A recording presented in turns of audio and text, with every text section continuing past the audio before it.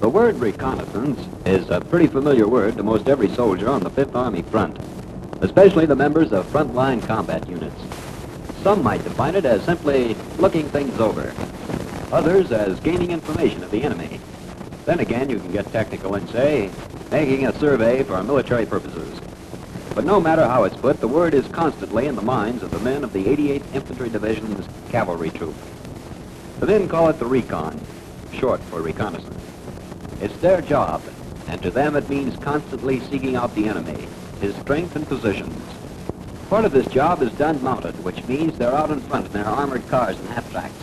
The rest of the time they're dismounted, which means plenty of patrols and still out in front.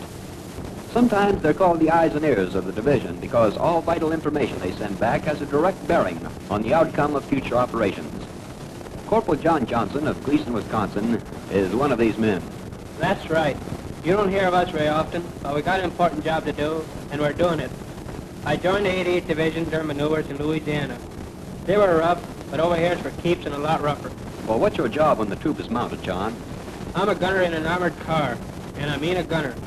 It's been what you call well-heeled, because I got 3 weapons to take care of. There have been times when I would have given anything to be able to fire all 3 of them at the same time. Well, that spells plenty of trouble, and all for the Germans. I can take care of 2 of them at once, anyhow, and it still means plenty of trouble for the crowds. I've got a 30 caliber machine gun and a 37 millimeter. They're attached to the car, and then as an individual weapon I carry a carbine. The armored car is fast and maneuverable, but here in the Apennines, it's a different story. We're dismounted up here, and that's where the patrols come in. All of us get a crack at them. Are most of the patrols at night? I'd say most of them are, but there's at least one that I can remember that took place in broad daylight. Daylight patrols are necessary sometimes, but they're twice as risky. You have a chance to get more information because you can see. Only it works both ways. The crowds can see you too. I think I see your point there. Well, what happened on the patrol? Our mission was as most reconnaissance patrols, to gain information of the enemy. We started out at 12 noon, and we're supposed to return at 5 o'clock the same afternoon. Well, we got back 12 hours later, and our daylight patrol ended in the darkness of midnight. Did you accomplish your mission? You bet we did. In fact, we very seldom come back until we do. That's what happened this time. During the hours of daylight, we crept and crawled through a valley with the cross sitting on the hill above us. By the time we got halfway up the mountain, it was dark, and just as we passed a small trail, it happened. What happened? Well, the patrol leader and the 2 scouts had already crossed the trail when I heard voices coming up the trail, and they weren't talking English. It sounded like a whole army of crowds. They were making so much noise. I signaled back to the rest of the men to hit it, and good old Mother Earth, the doughboy's best friend, was really hit. We kept quiet, and when they were close enough, we let them have it. How many were there? It turned out to be a mule train.